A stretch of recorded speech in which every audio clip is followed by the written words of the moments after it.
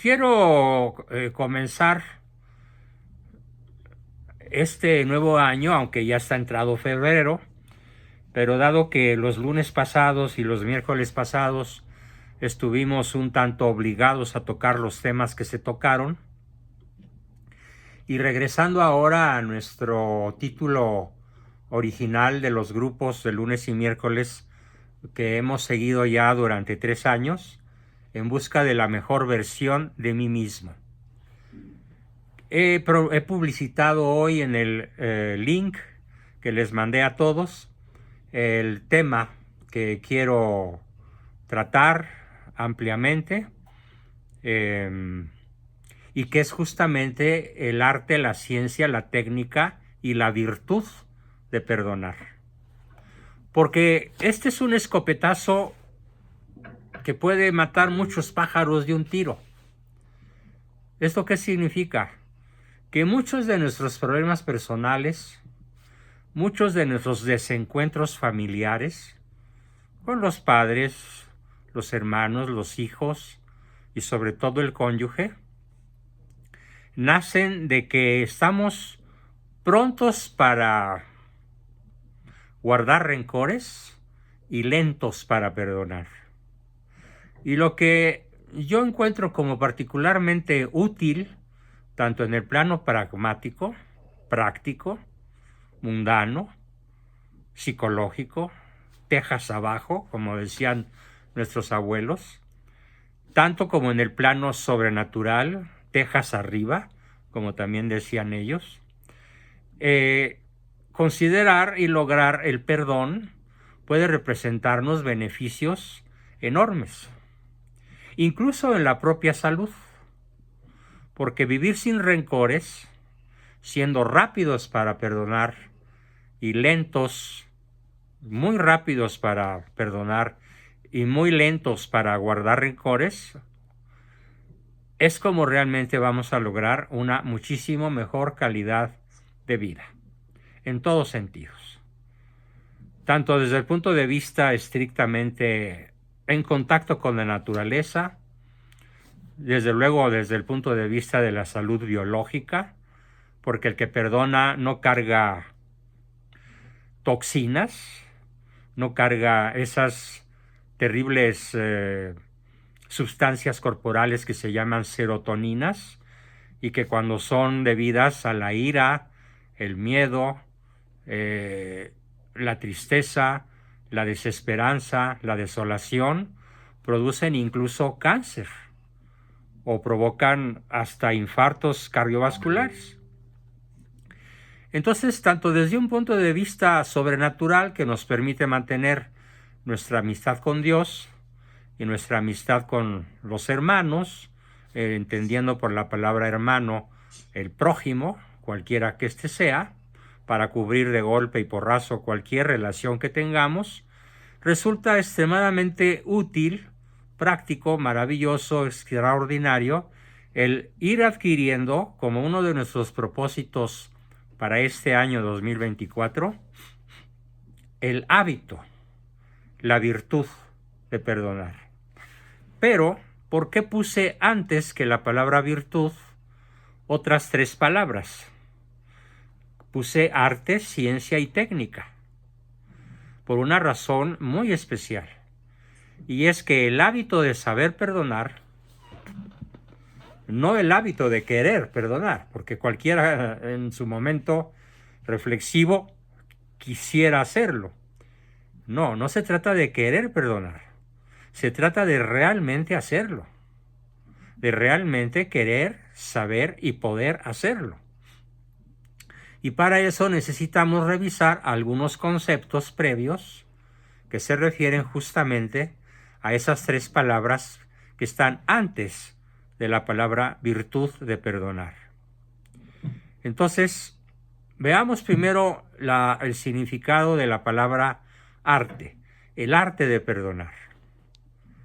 Aquí nos vamos a enfrentar a la creatividad.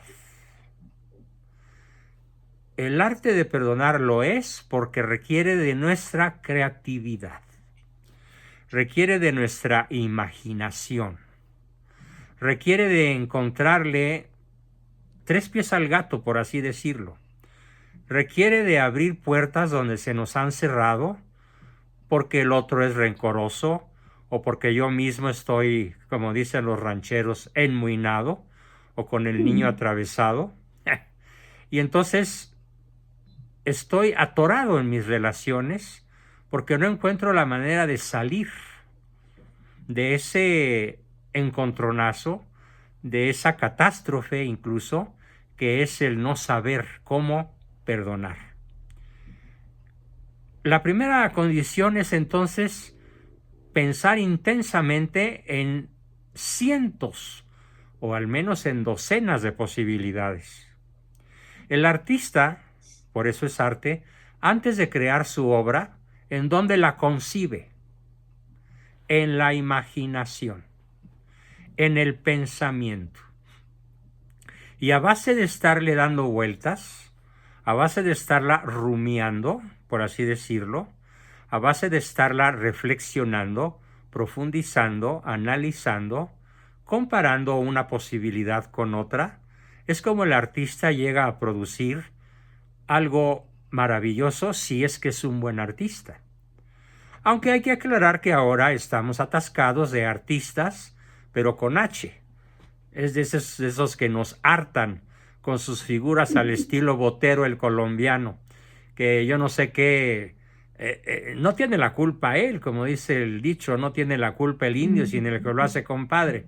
Es decir, el que compra sus horrorosas mujeres redondas de 1 tonelada de peso y que no tienen ninguna forma femenina, hasta en 5 millones de dólares, que es su récord de ventas en Nueva York como artista. Bueno, ese es artista pero con H. No, yo me refiero al verdadero artista. Miguel Ángel, Leonardo da Vinci y nuestros grandes pintores mexicanos de la época virreinal que fueron realistas, y de los grandes escritores que el mundo ha dado, muchas nacionalidades, prácticamente todo el mundo occidental ha producido verdaderos artistas de la pluma, encabezados en el mundo occidental por por Shakespeare en el mundo de habla inglesa y por Miguel de Cervantes en el mundo de habla hispana. Entonces tenemos que ser artistas, es decir, imaginar, crear formas mediante las cuales nos podamos aproximar a quien hemos ofendido y pedirle perdón.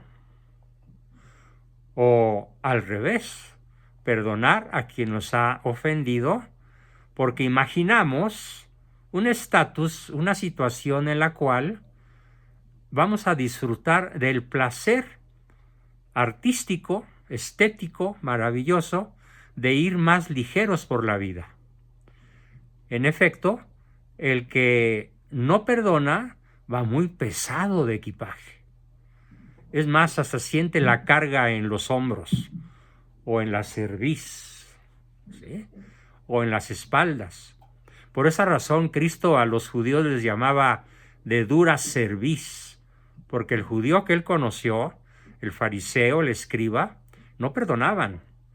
Era la famosa ley del talión, ojo por ojo y diente por diente. O dicho a la mexicana, el que me la hace la paga, y la paga con creces. No, no podemos vivir así. Así que yo invito en primera instancia, en esta primera partecita de nuestra sesión de hoy, al hablar del perdón como un arte, a que todos imaginen, como lo hace el artista, cómo sería de elevada la calidad de su vida si son capaces de eliminar hasta el más pequeño rencor, hasta la más pequeña ofensa, hasta el más pequeño mal recuerdo que tengan en sus relaciones con las personas, pues con las que merezcan o necesiten ser perdonadas.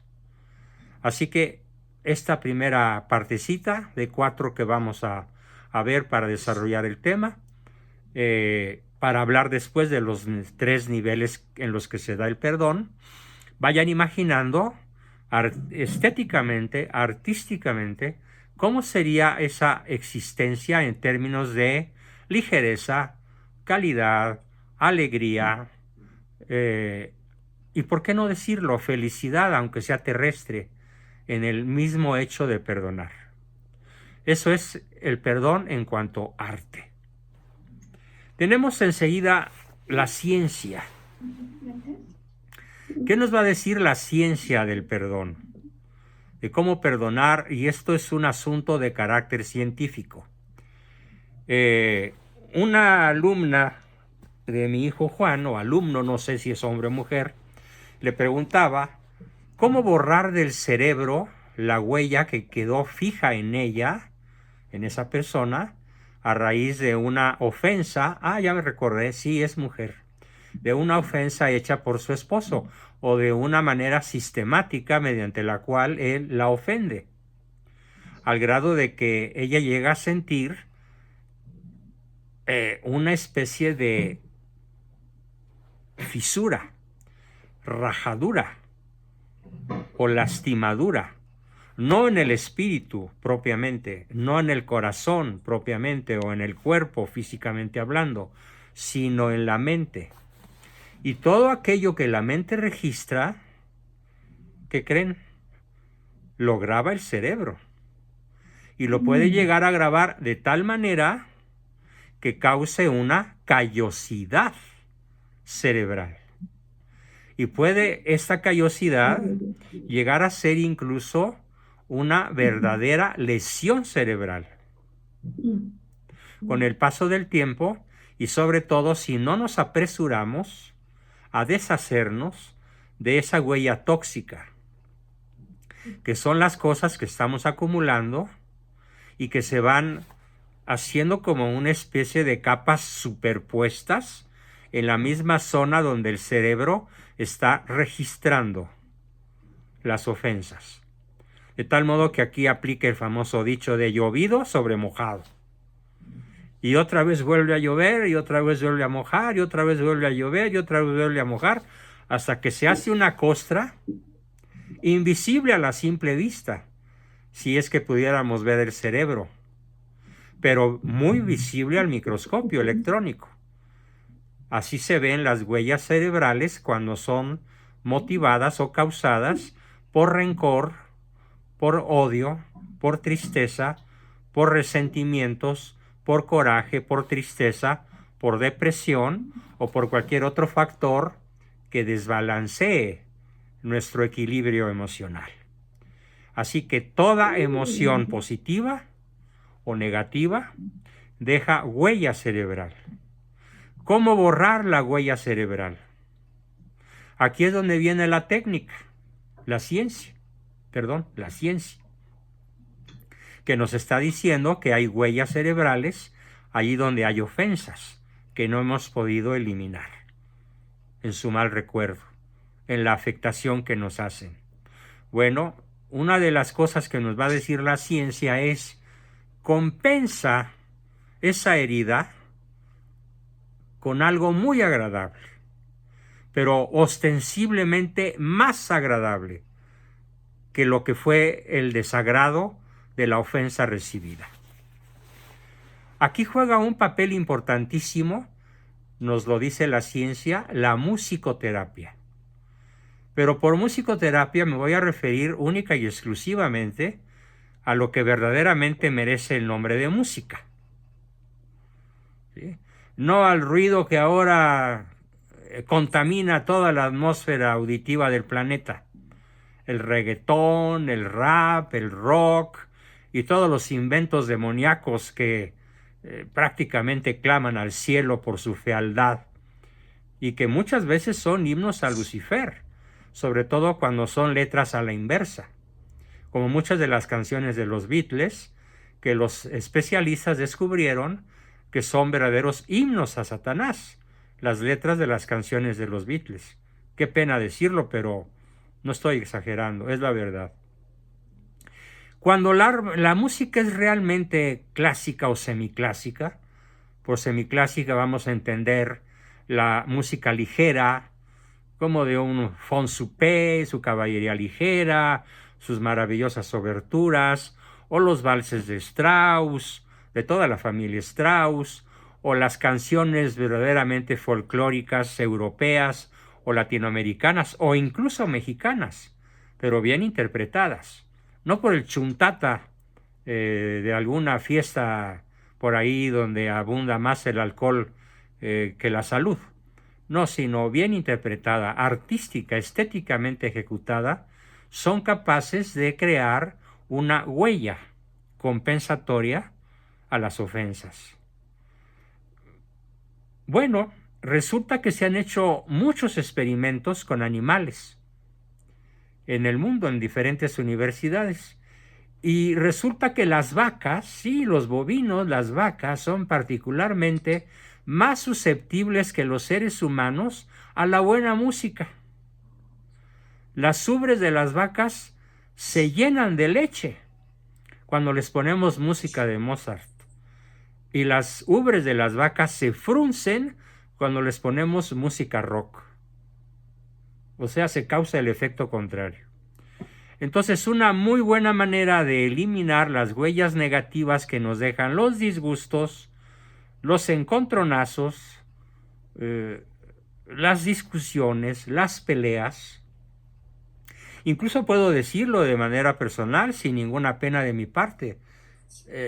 Yo recurro mucho, aun cuando no tenga pleitos, porque el último pleito que tuve ya se me olvidó cuándo fue, de tantos años que han pasado, con mi esposa, por ejemplo, con quien disfrutamos de largos y largos años de un remanso de paz maravilloso, pues la música de todas maneras sigue siendo un magnífico recurso para mejorar el estado de ánimo, para reducir dolores físicos, incluso para atacar enfermedades de diferentes índoles. Esto es lo que nos dice la ciencia, la musicoterapia. O concentrarse intensamente en los más bellos recuerdos de nuestra niñez o de nuestra juventud o de alguna época dorada que hayamos tenido o incluso de los momentos actuales. Pensar en el aquí y en el ahora, de las cosas maravillosas de las que estamos tan familiarizados con ellas que, ¿qué creen? Que ya se nos olvidó que las tenemos. Que ya se nos olvidó disfrutarlas en el aquí y en la ahora, las cosas que actualmente Dios nos ha regalado. De ahí entonces la enorme importancia de tener una gran observación exteropsíquica. Perdón por la palabra dominguera. En vez de estar rumiando las penas intrapsíquicamente, estoy usando palabras nuevas a propósito, intrapsíquicamente, es decir, hacia el interior, en donde probablemente vamos a sentir tristeza, miedo, ira, desesperación, coraje, tristeza, qué sé yo. ¿Por qué no observamos las cosas buenas de las que disponemos para hacer el bien? O simplemente para disfrutar de ellas, porque es legítimo. Según Santo Tomás de Aquino, la propiedad privada es para uti y disfruti, para utilizarlas y disfrutarlas.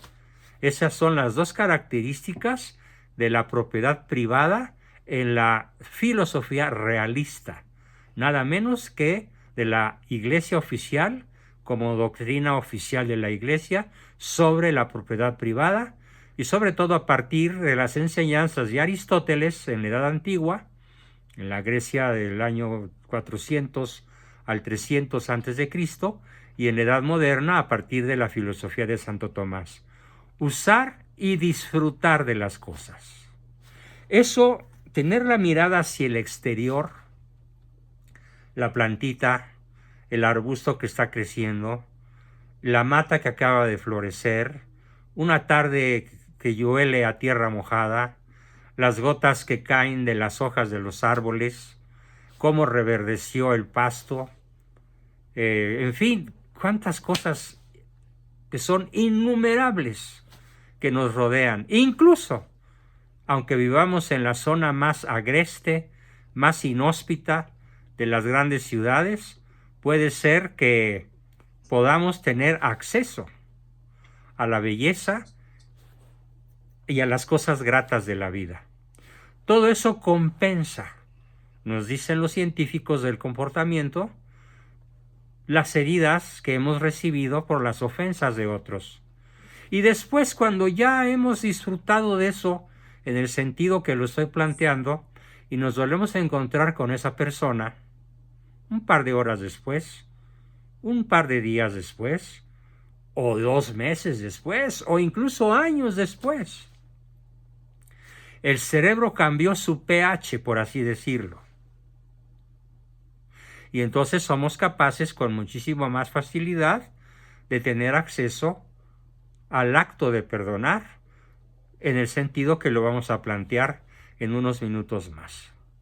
Bien, cada uno de ustedes tiene su propio mundo. Yo puedo decirles, mi mundo actual todavía, gracias a Dios, está lleno de naturaleza, con un bosque de 5,000 metros aquí a la salida del patio de su casa, con plantas al pormañor, con arbustos siempre verdes, en fin, y nunca dejo de observar, de contemplar, de disfrutar. ¿Y cómo mejora el estado de ánimo y la salud? Cuando uno adquiere la capacidad de extrospección, de ver hacia afuera y contemplar la belleza, en lugar de concentrarse en las cosas malas que nos han hecho, que nos han sucedido o por las que estamos pasando. Bien, pasamos después al tercer aspecto, la técnica. La técnica ya la he dicho en otras ocasiones, hablando de otros temas, pero vale la pena repetir los 5 aspectos de la técnica, los 6 aspectos de la técnica. La técnica nos va a decir, repite, repite, repite. Repite la acción que emprendas, una y otra vez. Y algunos me preguntan y ya saben la respuesta. Y los que no lo sepan, pues ahí les va. La repetición tiene que hacerse sin cuenta, pero escrito con S. Sin cuenta. Incontable número de veces es la primer ley de la técnica para aprender a perdonar. ¿Que no te ha salido el perdón suficientemente? Reitéralo. Vuelve a rezar un Padre Nuestro bien rezado, sobre todo en el párrafo que dice, y perdona nuestras deudas, como nosotros perdonamos a nuestros deudores. O en el lenguaje moderno, que yo prefiero el antiguo, del deudas, ofensas. Repítelo. ¿Cuántas veces? No nada más tal vez las de un rosario, que son 5. No, ¿por qué no lo repites más? Hasta que entiendas que te conviene perdonar para ser perdonado. Repetición, número 1. Número 2, crea un ambiente favorable de recogimiento, de concentración en ti mismo. ¿Sí? Evita los ruidos, las distracciones, las guáguaras, las chácharas inocuas que no sirven para nada, y concéntrate unos minutos, tal vez unas horas, no sé, depende del tamaño de la ofensa, en el arte de perdonar. Tercero, hazlo con ritmo. Tal vez todos los días por la tarde al rezar el rosario, como solemos hacerlo casi siempre mi esposa y yo, a la misma hora después de comer. Vente, mijita, vamos a hacer nuestro Santo Rosario. Y es tremendamente, ¿cómo les diría yo?, curativo el pensar cada párrafo, cada enunciado del Ave María y del Padre Nuestro, pensarlo e imaginarlo y aplicarlo a las intenciones de Dios con nosotros, a la santa resignación, al perdonar las ofensas, en fin, a aquello que nos sea más apreciado en el momento en el que estamos pasando. Una cuarta forma, ten un propósito fijo, un propósito en el cual concentres todas tus energías. Perdonar a fulano. olvidar tal ofensa, reconciliarme con sutano. ¿Qué sé yo? Cada uno de ustedes defina su objetivo. Luego la quinta, ¿y para qué lo quieres lograr ese objetivo? ¿Qué esperas lograrlo? ¿Qué esperas obtener con ese esfuerzo denodado en pos de la tranquilidad y de la paz espiritual? ¿Qué esperas obtener? Y si puedes mejor, escríbelo.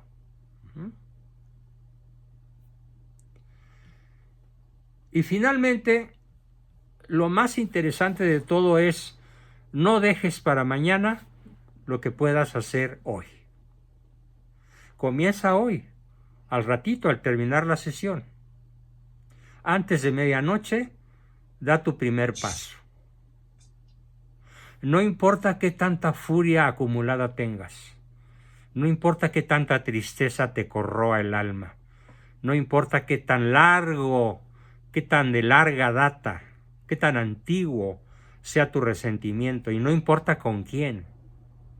Emprende el camino con el arte, la ciencia y la técnica de perdonar hoy mismo. Y la cuarta característica del acto de perdonar es que es una virtud. La virtud puede llamarse largueza, puede llamarse generosidad, puede llamarse nobleza,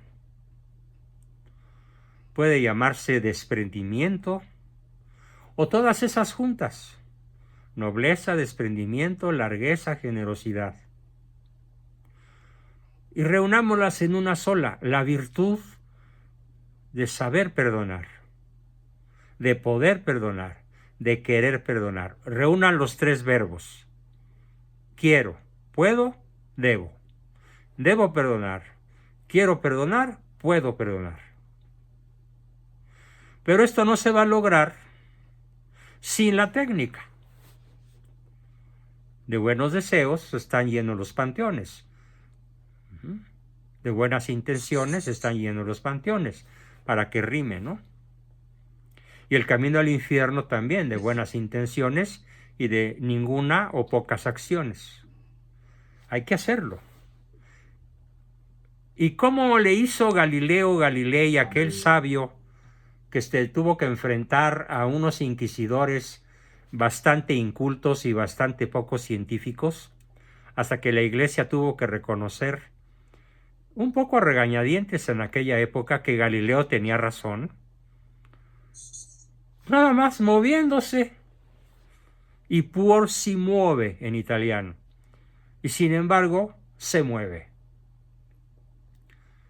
Cuando los sabios eclesiásticos de aquella época decían que el sol y la tierra estaban inmóviles, y Galileo dijo: no, señores, el sol y la tierra se mueven. Claro, habrían que pasar algunos siglos para que los astrónomos pudieran saber que la velocidad de la Tierra alrededor del Sol es casi de 109,000 kilómetros por hora.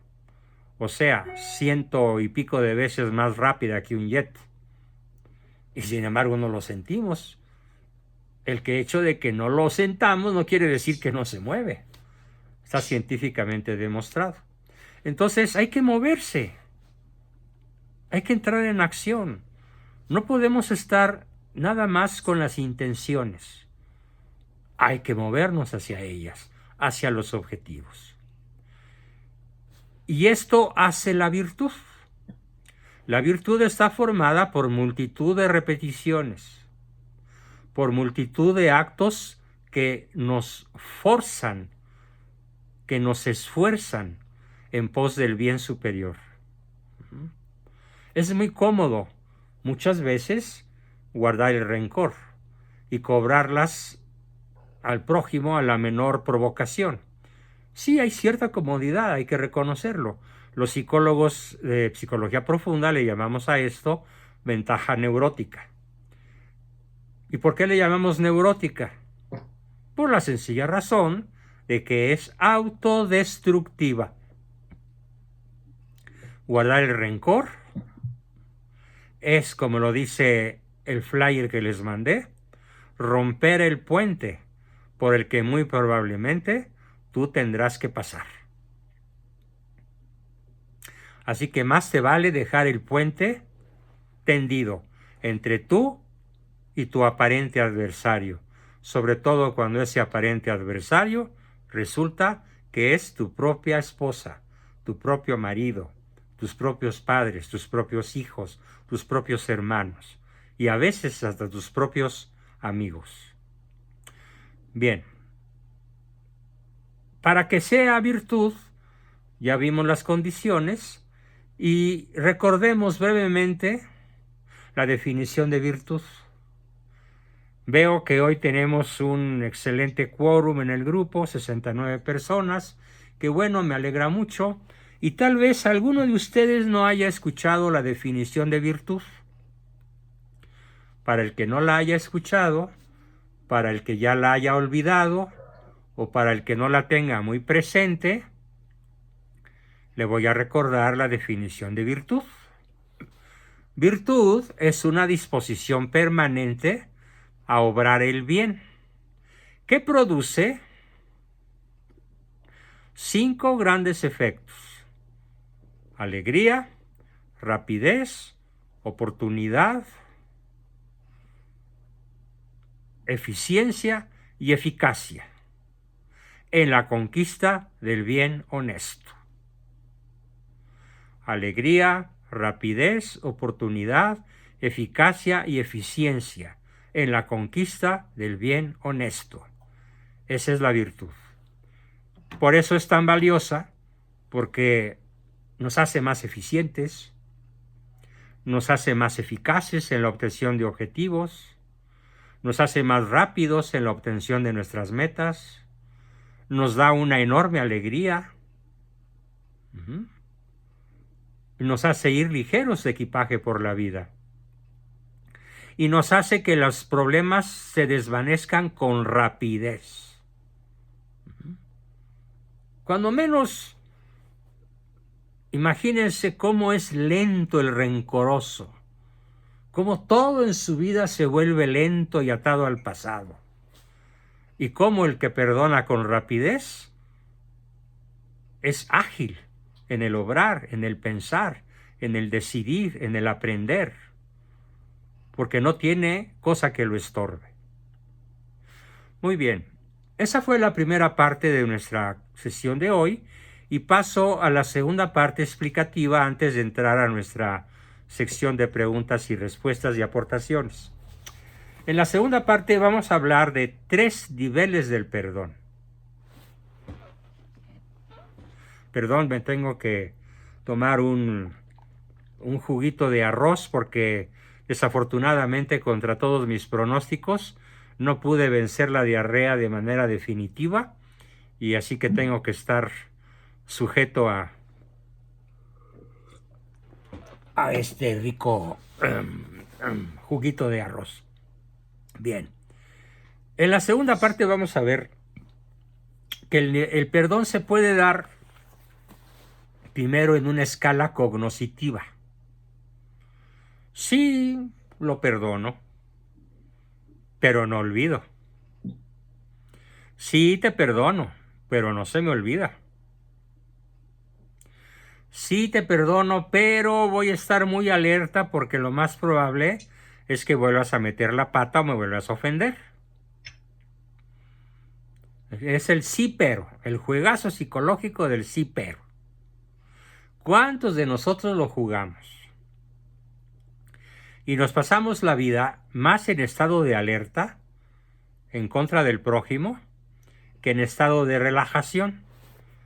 Yo digo, caray, qué difícil debe ser la vida de las personas que se pasan en estado de alerta para ver cuál va a ser la próxima ofensa de su marido, de su mujer, de algún pariente cercano, en vez de simplemente relax and enjoy, relajarte y disfrutar de la vida.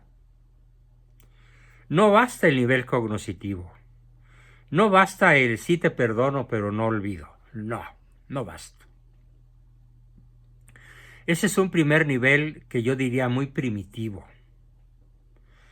Y definitivamente nuestro Señor no va a estar nada contento con que nos mantengamos en un nivel teórico, en un nivel intelectual del acto de perdonar.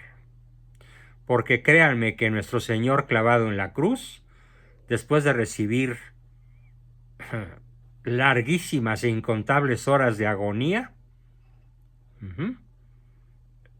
sí perdonó, clamando, Padre mío, perdónalos porque no saben lo que hacen. ¿Ustedes creen que nada más lo dijo de dientes afuera o realmente le salió de su corazón, que expulsa agua y sangre cuando el centurión le clava el corazón? Hasta la última gota de su humanidad nos entregó para perdonar nuestros pecados. Y una cosa bien interesante es entender que, a diferencia de lo que nos decían nuestros papás y ni lo tempore, de que Dios lleva un librito en donde nos está... Perdón, es que se me cayó mi celular en el que estoy grabando. Eso de que Dios lleva un librito en el que nos está llevando las cuentas del mal que hacemos es antiteológico, porque en ese caso quiere decir que la absolución que da el sacerdote es inválida, sobre todo cuando el penitente realmente se confiesa de todo corazón, o incluso sin confesarse, está arrepentido con contrición perfecta de sus pecados. Dios es un caballero que no tiene memoria.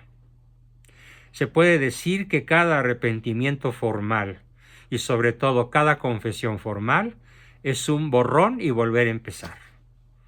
Dios no lleva cuentas de nuestro mal pasado si lo hemos compensado, si lo hemos restituido, si lo hemos olvidado, si lo hemos superado. Dios no lleva memorias del mal. ¿Qué quiere decir esto entonces para nosotros los humanos? Quiere decir que no hay verdadero perdón si no verdaderamente olvidamos las ofensas. Si no verdaderamente olvidamos las ofensas, entonces no habrá perdón. Ahora, este olvido no quiere decir... Alguien me dice que ya me cambió la definición de virtud: hábito operativo de excelencia que nos lleva a ser mejores personas. Yo no he cambiado nada. Simplemente di una síntesis no tan amplia como la que escribió José Luis. Él añadió que tiene las ventajas, que fortalece el sistema inmunológico, que es la principal fuente de endorfinas, que da energía extra, que ralentiza el envejecimiento. Eso es cierto, pero no quise extenderme demasiado porque es un tema que ya hemos visto varias veces. Pero bueno, en honor a la aportación de José Luis, pues me regresé sobre mis propias palabras, aprovechando las de él, muy correctas. Bien, continuamos. Entonces, no basta el perdón a escala intelectual. Tiene que darse en ese sentido.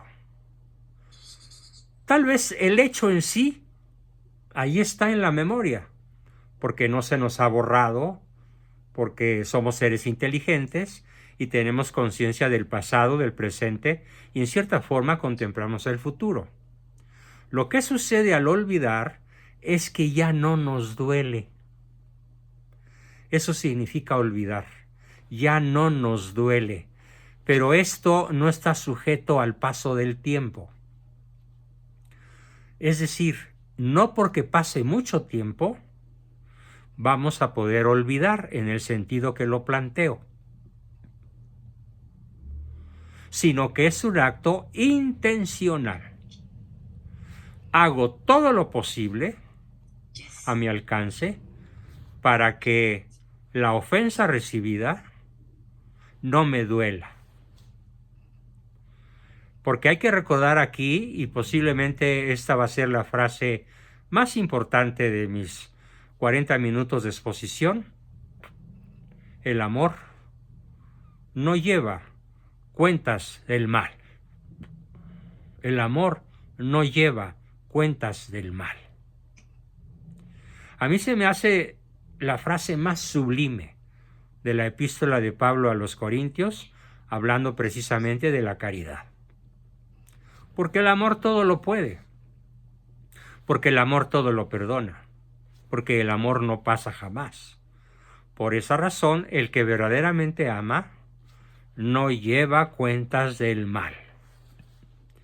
Así que si quieres saber cuánto amas a quienes dices amar, haz un acto de conciencia, un examen de conciencia esta noche, y piensa si verdaderamente no llevas cuentas del mal. Porque si llevas cuentas del mal, no has perdonado. En el sentido que lo quiero plantear, rotunda y contundentemente, para el provecho espiritual de todos nosotros. Porque créanme que cuando se los digo, me tomo una sopa de mi propio chocolate. Por fortuna, no respecto de mi esposa, no respecto de mis hijos, no respecto de mis padres. Desgraciadamente, me cuesta mucho trabajo, pero muchísimo trabajo, y lo reconozco, pedir por quien nos persigue y que ocupa la presidencia de la República. Hay que pedir por él. Y la boca se me hace chicharrón cuando lo digo, pero ni modo, lo digo de corazón, obligándome a hacerlo, porque cuánto mal nos ha hecho, y el que se viene no tiene medida, porque está preparando, como lo vamos a ver en la sesión del viernes, un Estado exacerbadamente, ya lo dijo Morena, extremadamente comunista. Lo veremos en la sesión del viernes. Y un tercer estatus del perdón es cuando hasta la ofensa misma queda borrada de la memoria. Pues ¿de qué discutíamos, Oye, ¿por qué nos peleamos, Oye, ¿por qué me dejaste de hablar? Oye, ¿por qué te dejé de hablar? No, hombre, ya se nos olvidó. Formidable. Quiere decir que ya la huella neurológica incluso quedó eliminada. ¡Qué maravilla! Sería nuestro objetivo final en el acto de perdonar. Y el tercer nivel y más avanzado, pero para el cual, si se necesita, como lo vamos a ver el miércoles, si se necesita el particularísimo auxilio de la gracia de Dios.